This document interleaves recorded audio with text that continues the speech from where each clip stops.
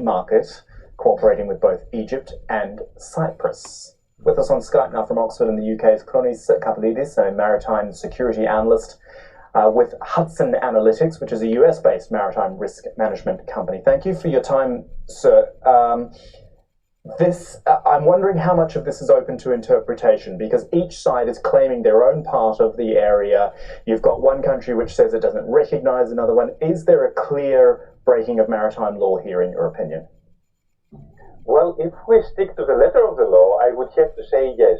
The UN Convention for the Law of the Sea says that any country that wants to declare or put limits in its EEZ, in its exclusive economic zone, wherever there are disputes, then the counterparties should sit down on the same table and decide what is the best solution to move forward.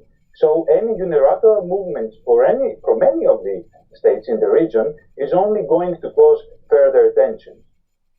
And how much is at stake here? Obviously, when you're talking about drilling for oil and gas, it changes the dynamics quite a lot. Well, what we have seen is that it expands beyond just the states in the region. There are several other interests. For example, France has been trying to push government or private companies to invest in the region, mainly in Cyprus. We know that the US is doing the same with ExxonMobil and Total. So all of these countries, there are other elements and other parties coming into play, some of the biggest players in the region. So it's always very tempting to try and move forward without having any consensus. And that could cause, as I said before, main tensions. And if we have navies involved from all sides, then it's even going to get worse. So how optimistic are you then that any of this can actually be resolved? You talked about people gathering around the table, but you've also talked about warships out there as well.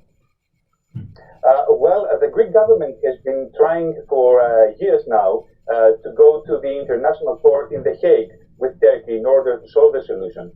Both sides have not managed to come up to an agreement so far, but talking about the political element, I have to say I'm not very optimistic.